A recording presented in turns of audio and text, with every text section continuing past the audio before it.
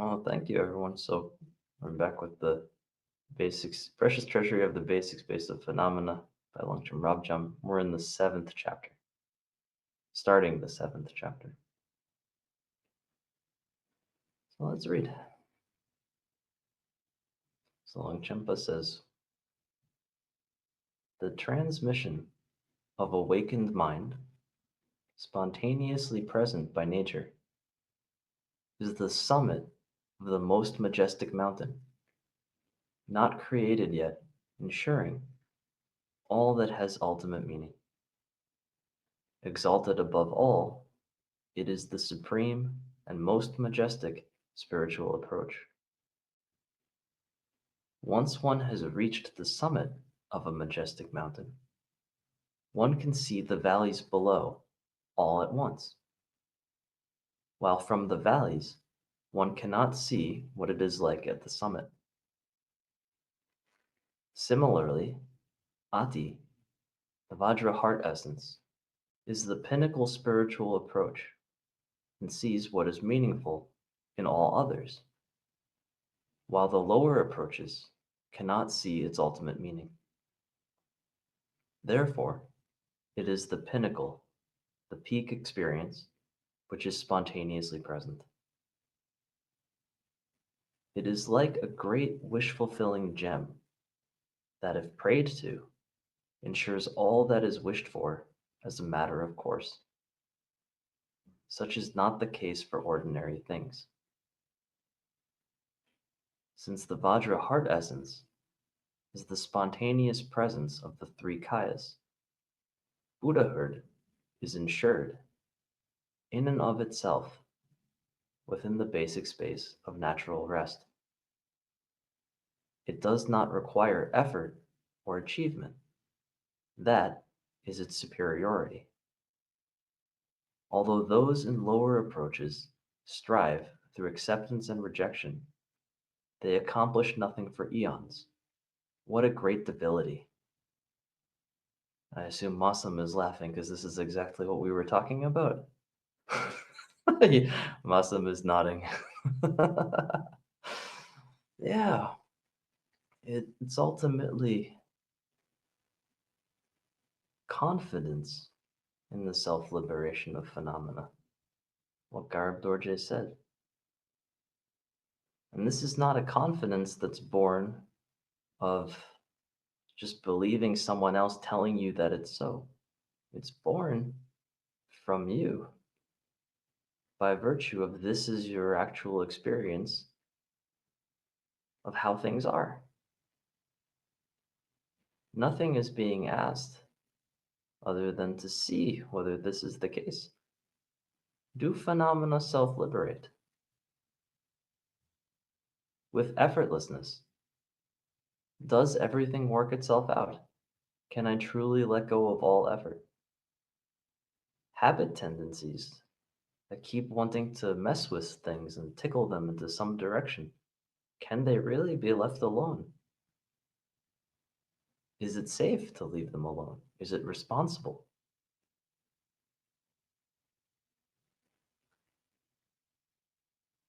Well, try it. Really try it and see what happens. And what you'll find is that Longchenpa was not deluded when he recommended all these things. He had good reason to.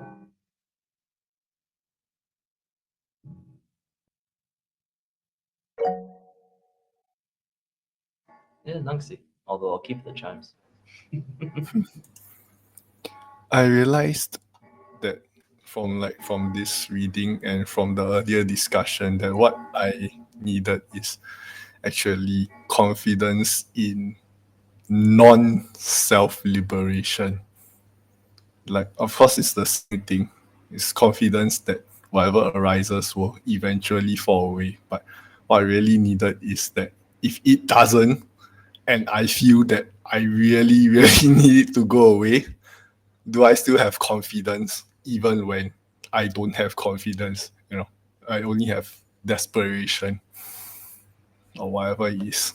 So it's like a confidence that if I'm really afflicted, I'm really bothered, I can't get rid of it, I need to, and so on and so on. I'm obviously affected and affecting others, but there's nothing I can do.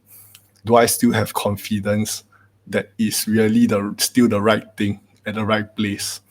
And of course, we don't, I just act it out. We try to sit and try to pause, but if it doesn't go away, is it still perfectly right? Yeah, because I posted in the chat in the discussion earlier, I don't know how to release anything, and I was really meaning, I wasn't being like flippant or facetious at all. I mean, maybe a bit joking, but it's like I really don't know how to. It's like I sit here or I pause, and then sometimes it goes away. Then I'm like, yeah, I'm doing it right, and sometimes it doesn't, and then I try to release more, and it still doesn't. And then I'm like, yeah, I don't know this, but my teachers say it's fine and I trust them and it still works and continues to work. So I'm like, yeah, I hope it's fine.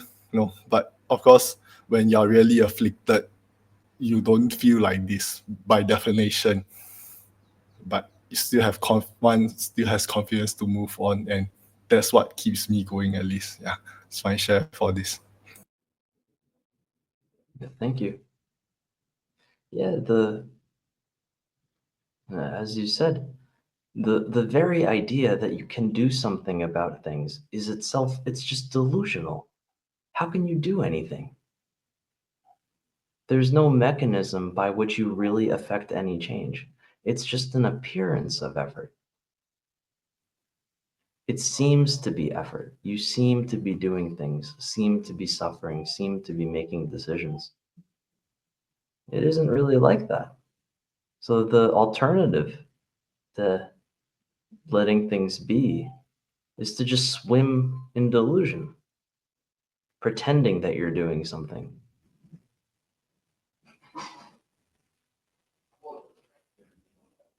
Maybe even pretending that you're doing something, believing that it's for the benefit of others, to keep certain feelings around so that you feel, sufficiently empathetic.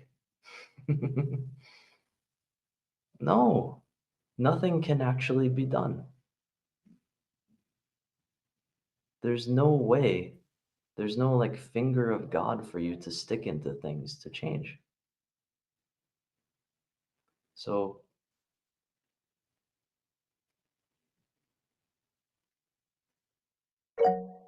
confidence in that is just from seeing the nature of effort.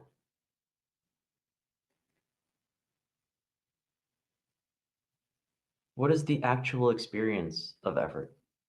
It's useful to experience. Yeah, Lynn, want to jump in? Okay, so thanks. I want to get really clear on this. So I was told I couldn't get an MRI for my knee for weeks and weeks and blah, blah, blah. And I just kept being open and following intuition. And I have an MRI set up for tomorrow morning. But it felt like I was making effort, calling, arranging, video call, blah, blah, blah. So was that, it was going to happen anyway.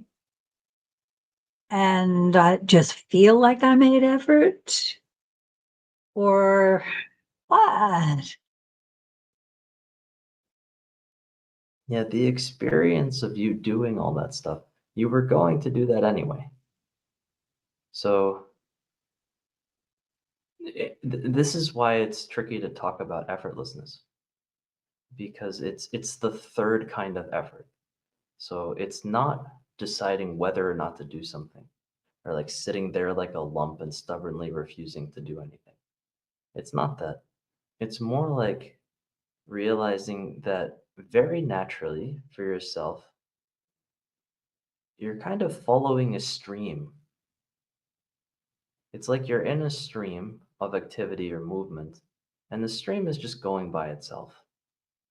And you are not really distinct from the stream. So You're going along. You're not outside of cause and effect. So, without any agitation, all these things would have already risen very naturally. And the only thing that makes people quite upset is when they add additional rumination into the stream or try and divert the flow somehow or generate a bunch of ideas about what the stream means or where it's going. So without doing that, it's really just being yourself very naturally without needing to be told how to be yourself.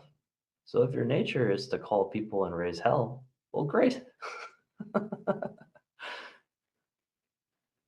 That is so helpful. You can't imagine. Because I sensed there was the support of the all. And I knew when I was stressing about it, I knew what was going on there. I could not stop. I had to keep going forward. So yeah, next time I go through this, well, we'll see next time. Yeah, you're right, Dorje. Thank you. No, but you're right. Look, you're saying that you saw that and you knew it was the right thing to do, and then you were doing it. And you were aware of it as it was happening. Well, that's excellent. Don't change anything. But now, as one other person was saying, confidence. I can gain confidence over time that it's always that way. Beautiful. Beautiful. Thank you. Yeah, exactly. And every little bit of confidence gained lets you take it a little more, a little further. Until just the whole edifice drops away.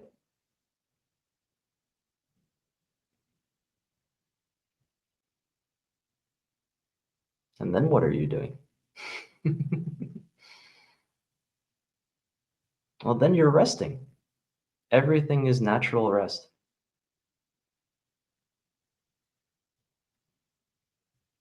That's why the instruction in meditation to rest, relax. It's basically just another way of saying be yourself. Well, I don't think you saw my comment, but I had looked up the origin of release, and it actually is relax, relaxare, or something like that. Yeah. Oh, very nice.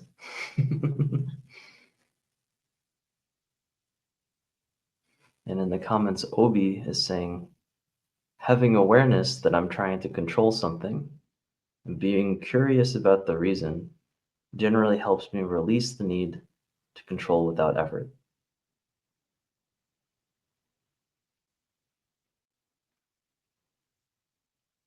Yeah, reason could get into rumination. You don't want to necessarily create a story talking yourself out of effort. It's more of like recognizing the awareness and then releasing into awareness. Naturally finding it, letting it be.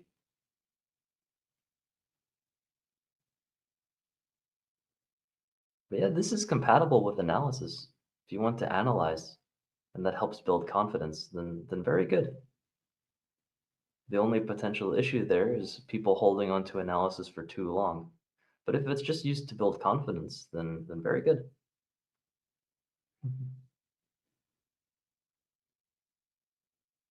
Yeah, and Jasmine saying, get well soon, Lynn.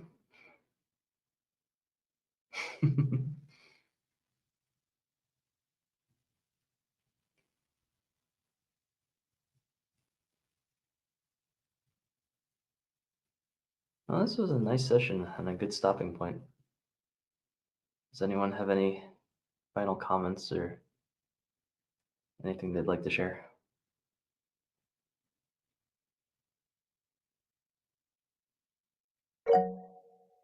Yeah, Summer.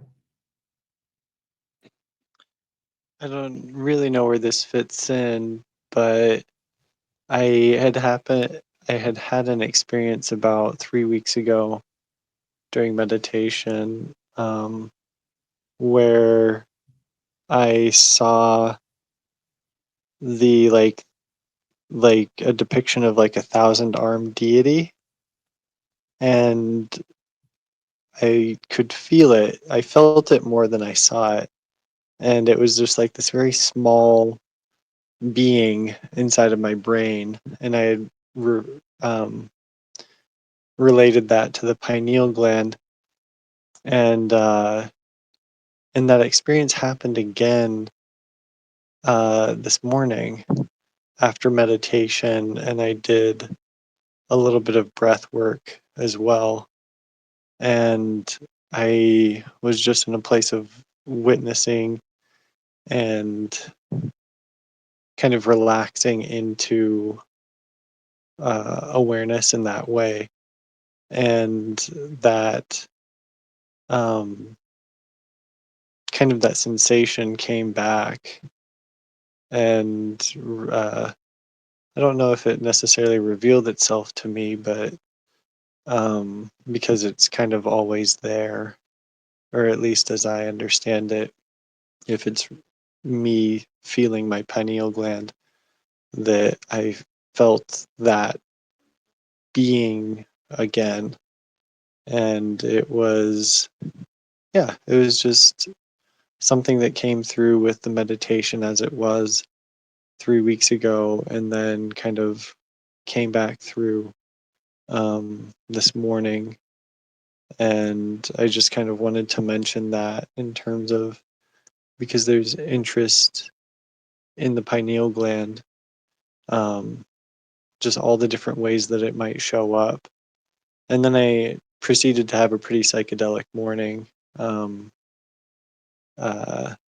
yeah, so I just wanted to share that and thank the group for bringing that level of concentration and awareness to my experience. Oh, very nice. Thank you so much.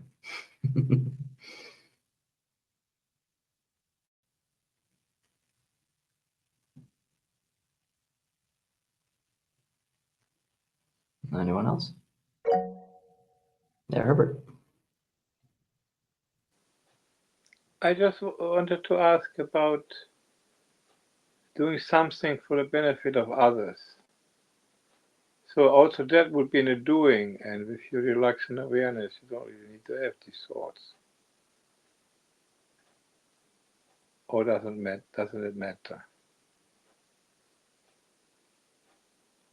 Because some teaching, I remember Candice for Denver, she was also teaching Dzogchen. She says, well, you do this for the benefit of others or everyone. But if you really think about it, it's still some doing involved, isn't it? So practically, if you rest in awareness, you've been of benefit anyhow. Or I'm getting that wrong. I'm not sure. Yeah, resting in awareness is for the benefit of all beings. Because resting in awareness doesn't have a reference point. It cannot be for the benefit of a self that doesn't exist.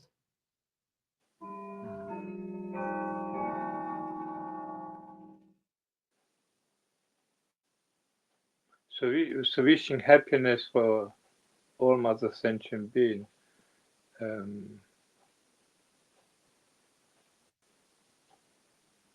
Well, it answers itself. It's not really. It's just a prayer, isn't it? Yeah. But this is the compassion element. That's why the Nirmanakaya is called the compassionate display. Yeah, you become automatically compassionate. Yeah, there's no separation ultimately between you and others. So without separation, just in the same way that people are by default quite kind to themselves, well, you would naturally be quite kind to others. And there's no doing in that, because this is just how it would naturally be. You would naturally be kind even in dreams. If there are dream beings and you meet them in a dream and you're lucid dreaming, you will still be kind to them. If they need help, you will still help them. Knowing that there is no you, knowing that there are no beings, knowing that it's a dream. That sounds interesting. Can I say something? Yeah, please. Well, I walk around with this cane, so whenever I go out, I am amazed at the people who are supporting me. People I've never met before, coming over and just, oh, I had this or that. You're going to get better. Don't worry. And it's just like, plus the people in the health service areas calling, blah, blah, blah, blah, blah. But it's just like carrying a cane is a powerful thing. But that I feel the flowing of compassion out of their experience with health. And yeah, that is very uplifting. And so I'm not aware of when I'm being compassionate, but I know it's just part of the integral, if I see someone suffering, I'll help. So yeah, it's been a lot of compassion.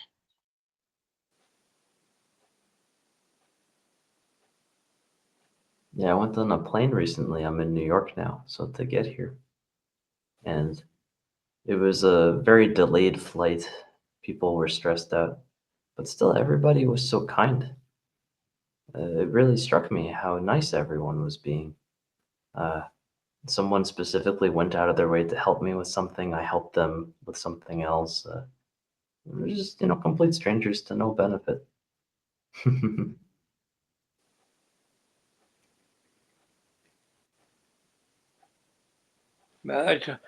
I just mentioned this kind of unusual experience. Sometimes I go to the Baptist church because logical.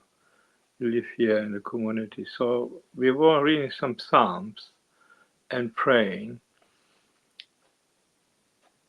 But all of a sudden I got so quiet and had an image of Chin appearing. And the other were praying. I was chanting, Om Mani Padme Hum.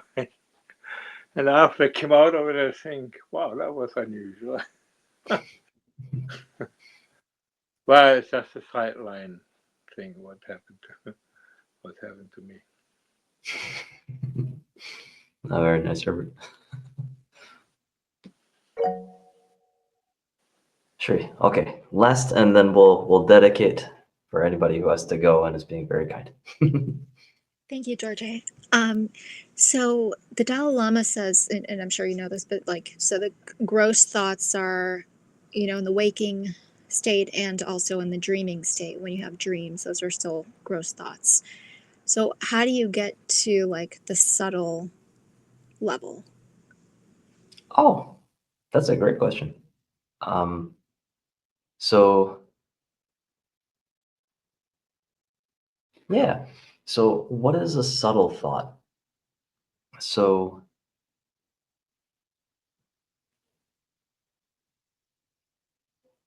right now, if we think the moon is pretty, okay, that's a coarse thought. It's linguistic. The moon is pretty. So while we were doing that, there were some subtle thoughts in the background that we didn't potentially notice. Those were things like, I am sitting down. I am in a room. It's 9 o'clock, or whenever it is for you. It's all this background information, which wind up being essentially beliefs. And they're called subtle because A, you think that they're true, and so they don't get questioned. And B, they don't verbalize themselves because it's just so obvious that you would never need to tell yourself, I'm sitting, like, it's just insane. So there's a level of beliefs that are constructing this moment. and saying end habits. Yeah, end habits. So that's the subtle level. And when the coarse thoughts don't get grasped onto so hard, then very naturally you start to notice more of these subtle thoughts that are constructing the moment.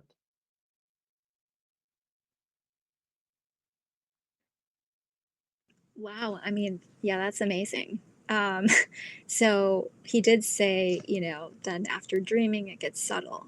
And then after that, those subtle thoughts, it gets subtle. And he did that like 4 times. So how do you get to that? I mean, is it to, the most subtle thoughts? Well, we're not trying to really get to them. So in this approach, what we're saying is the method of self-liberation will apply to all of them without you needing to individually go and analyze them. So if you apply this one method that we have, you will see the nature of the coarse thoughts and they will self-liberate. When they self-liberate,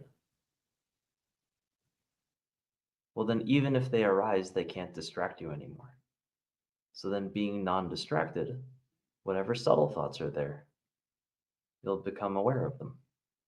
And then they too will self-liberate. And the real magic here is that they can self-liberate without becoming coarse thoughts. There is no need for them to be individually analyzed on a different level than they already operate.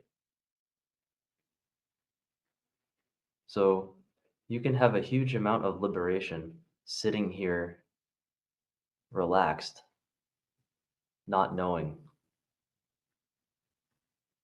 the specifics of any particular thought.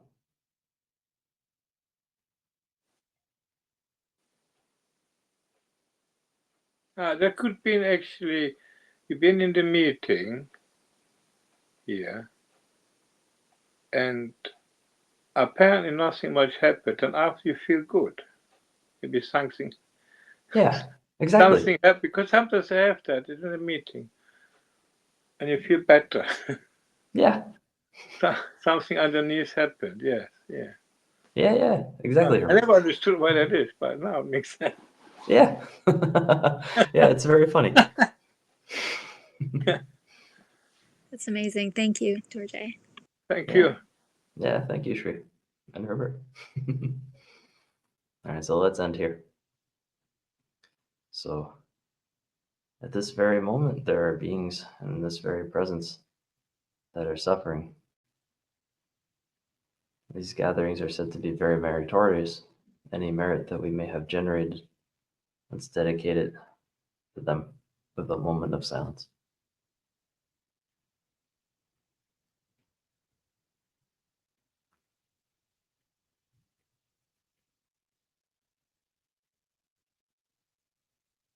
Thank you, everyone.